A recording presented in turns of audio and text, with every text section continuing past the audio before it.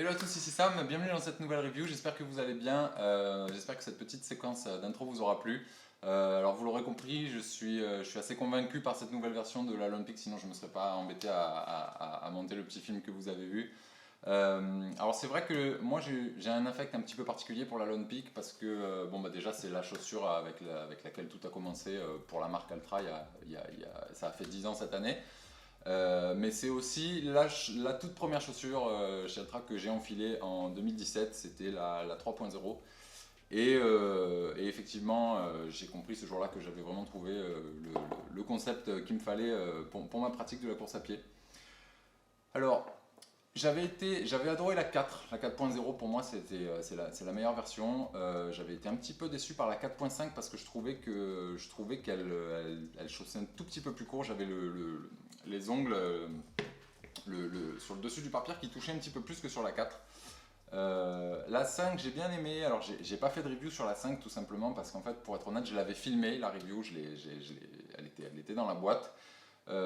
Sauf que je la sentais pas très honnête parce que c'est vrai que j'avais testé la 5 mais pas assez à mon goût et du coup j'avais pas très envie de vous faire de vous monter la review finalement parce que je trouvais que j'avais pas assez fait de kilomètres avec et puis du coup c'est vrai que j'ai mis un petit moment à m'habituer quand même à l'EGO.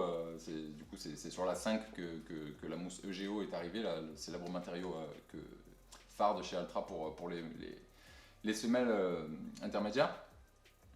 Et du coup, bon, c'est vrai que c'est très cool, mais j'ai mis quand même un petit moment à m'y faire. Donc j'étais un petit peu mitigé sur la 5.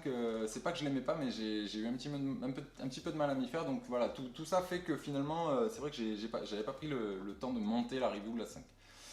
Euh, alors la 5, ouais, alors, du coup, je trouvais que c'était cool. Elle est là. Elle a quand même quelques bornes, celle-là. Je trouvais que c'était cool. On était vraiment revenu à un volume de toe box que je préférais comparé à la 4.5. Par contre, c'est vrai que je trouvais que ça manquait un petit peu ça glissait un petit peu dans les dévers. Le pied était pas super bien maintenu dès qu'on était un petit peu sur des dévers comme ça. Donc bah, c'est sûr que c'était confortable, on avait vraiment la toe box qu'on cherche quand on vient chez Altra, la bonne grosse largeur à laquelle on est habitué sur certains modèles depuis longtemps. Sauf que bah là, finalement, ça m'embête de dire ça parce que c'est vraiment ça moi que j'aime chez Altra. Mais là, pour le coup, je trouvais que ça manquait un petit peu de. Voilà, principalement dans les dévers, on avait le pied qui glissait un petit peu dedans de manière latérale.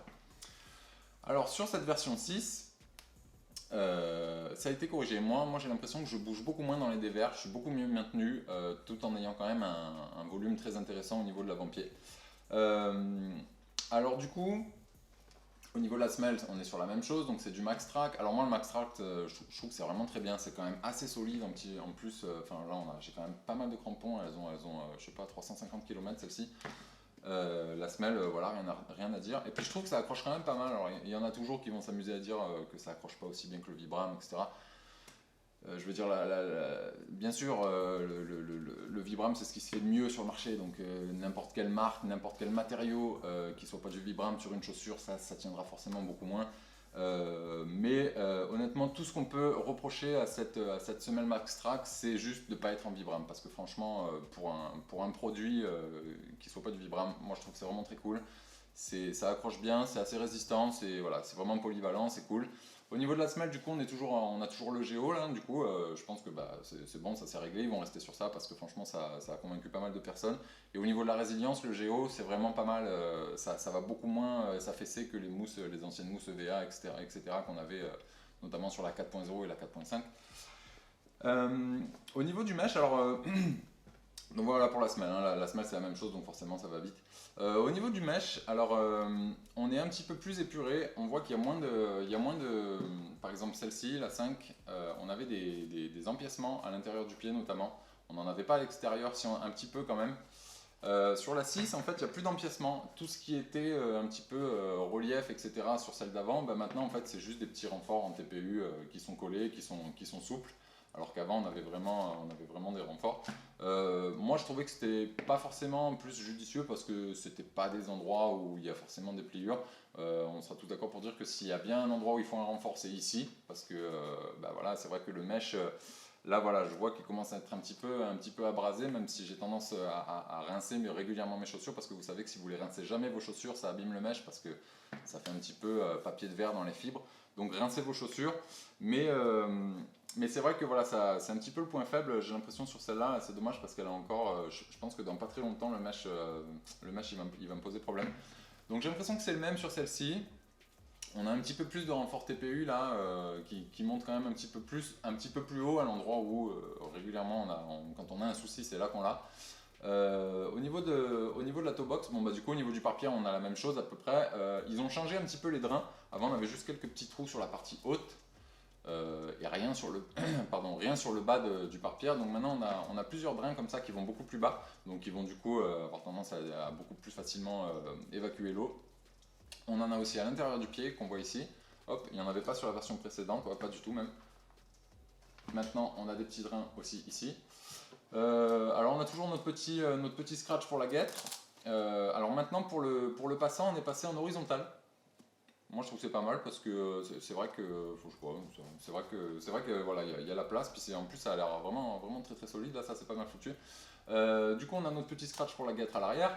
Et alors pour ceux qui se plaignaient qu'il n'y ait pas de crochet à l'avant, bah effectivement, alors moi la dernière fois que j'ai fait une review, je sais plus c'était sur quelle chaussure, je disais que bah, en fait il suffit d'accrocher votre guêtre sur le lacet du bas et tout simplement.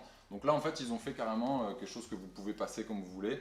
Voilà. Si vous laissez, d'usine elle est lacée comme ça, donc vous avez un petit passant qui laisse un petit peu apparaître le lacet et du coup sur lequel vous pouvez agripper votre guêtre.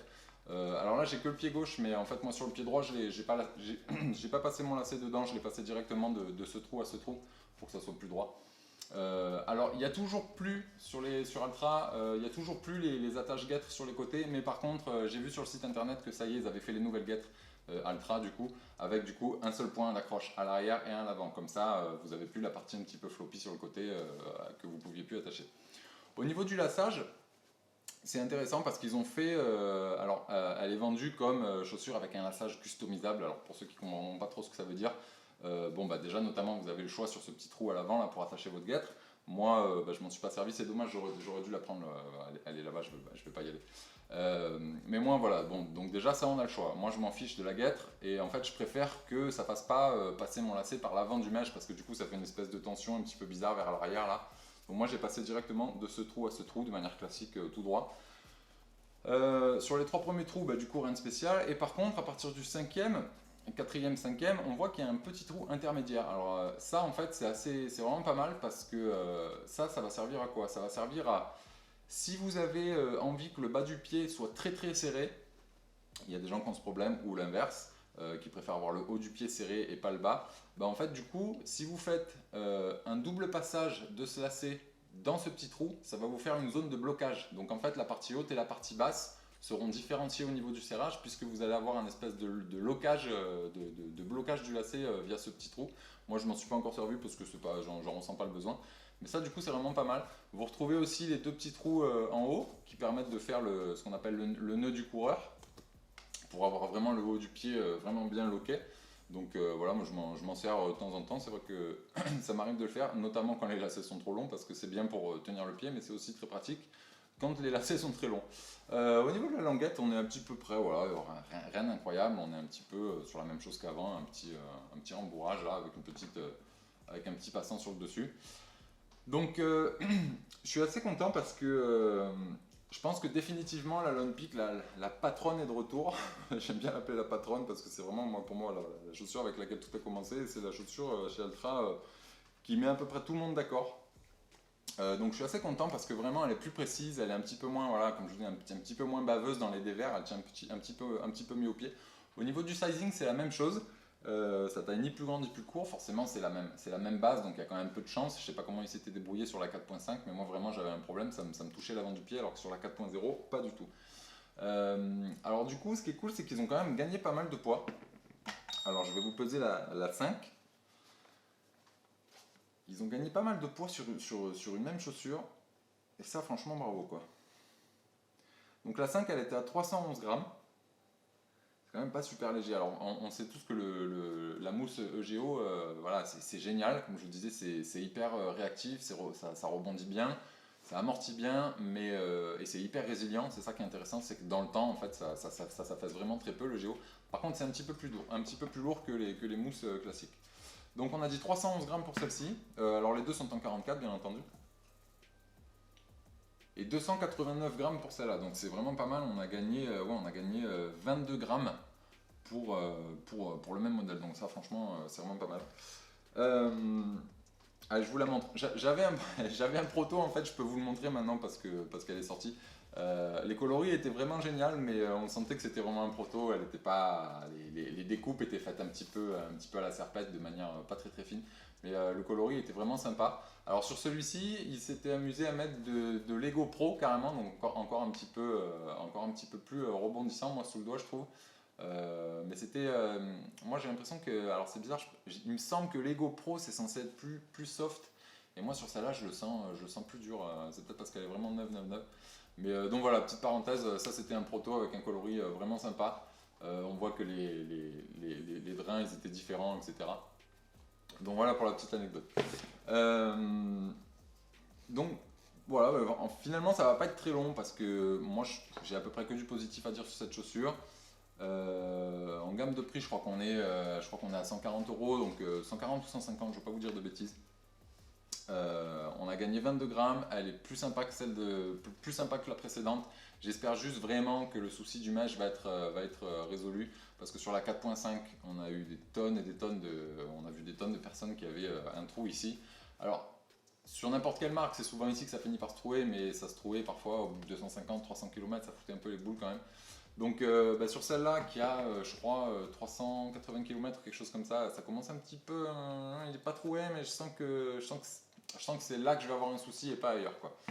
Donc j'espère que ça a été modifié. Au niveau de la protection à l'avant, on voit qu'on a toujours, ça je pense qu'ils vont le garder parce que pareil, ça c'est une recette qui marche bien. On a toujours nos trois petits points de stitching là pour éviter que ça se décolle. On les avait aussi sur le proto. Donc ça c'est cool. Voilà, celle-là, vous voyez, ça n'a pas bougé, quoi, hein. Alors que je sais que sur les anciennes versions, même quand ma chaussure elle n'était pas encore très vieille, ça c'était toujours un petit peu en train de se barrer. Donc voilà à peu près tout pour cette Lone Peak 6. J'espère que cette review vous aura plu. Il y a beaucoup de choses qui vont sortir cette année chez Altra. Je vous l'ai dit la dernière fois dans la review de la Paradigme. On va avoir la Rivera 2, pardon, on va avoir la Mont Blanc, on va avoir la Team 4, on va avoir un autre modèle, mais un autre modèle qui sera très bien pour faire du mixte. On a souvent des gens qui nous demandent une chaussure pour faire un peu de chemin, un peu de route. Alors c'est vrai qu'on a plutôt tendance, quand les gens font du 50-50, à préconiser une chaussure de route. Tout simplement parce que la semelle d'une chaussure de route aura beaucoup moins tendance à s'abîmer sur des chemins que l'inverse. Si vous prenez une chaussure avec des crampons comme ça, ils vont se pulvériser sur le goudron. Alors que voilà, si vraiment il faut choisir une chaussure pour faire les deux, moi je pense qu'il vaut mieux une chaussure de route pour aller un petit peu sur les chemins. Au niveau de la semelle, elle partira moins en live qu'une chaussure de trail sur du goudron. Donc voilà, il y aura un modèle comme ça qui va sortir, qui devrait solutionner du coup le problème de pas mal de personnes qui cherchent une chaussure pour faire un petit peu les deux. Du coup, on a la Vanish C, hein, maintenant tout le monde le sait, la Vanish C qui va arriver bientôt, qui fait beaucoup de bruit et qui est toujours pas là. Donc je pense que ça va être vraiment cool. Écoutez, n'hésitez pas à vous abonner, liker cette vidéo, ça vous coûte rien, et puis c'est la seule chose que vous puissiez faire pour me rémunérer sur YouTube. Ça permet à l'algorithme de faire popper un petit peu plus mes vidéos dans l'accueil. Merci de m'avoir écouté, à la prochaine. Je pense qu'on se revoit, ça va être soit pour la Rivera 2, pas vous dire de bêtises, soit pour la Mont Blanc qui est déjà en vente. Alors oui, elle est déjà en vente chez certains revendeurs. Le problème c'est qu'Altra, enfin c'est pas un problème, je trouve que c'est louable, au contraire, c'est que Altra, quand une chaussure sort, ils ont pour politique de privilégier tous les gros revendeurs que vous connaissez, genre Iron ou Running Warehouse, tous ces trucs-là, Alltrix et compagnie. Ils ont tendance à privilégier tous ces gros clients-là avant de se garder du stock pour eux-mêmes. Et c'est pour ça que parfois, vous pouvez trouver une chaussure chez un revendeur alors qu'elle n'est pas encore disponible sur le site officiel d'Altra. Ça, c'est une chose, mais avec la Mont Blanc, là, ce qui se passe, c'est que, en fait, alors l'exclusivité, elle est en Europe pour l'instant. Elle sort d'abord en Europe, donc ça, c'est assez sympa de la part des US. Ils nous font la fleur, du coup, c'est la Mont Blanc, c'est un sommet européen, du coup, elle sort d'abord chez nous.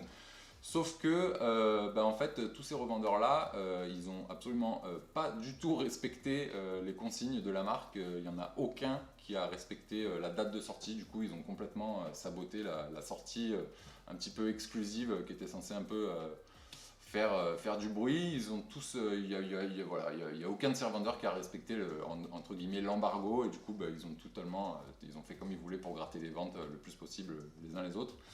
Donc voilà, c'est pour ça que la sortie, vous la trouvez, la Mont Blanc, vous la trouvez chez des revendeurs, mais pas encore chez Altra. Non seulement parce que ils ont la priorité, mais qu'en plus ils sont tous permis de la vendre avant qu'elle soit autorisée à la vente. Donc normalement c'est totalement illégal. Donc voilà, toujours est-il que du coup j'espère qu'on se revoit bientôt pour la Mont Blanc. Et puis voilà, écoutez, merci de m'avoir écouté, à la prochaine et amusez-vous bien et bon run.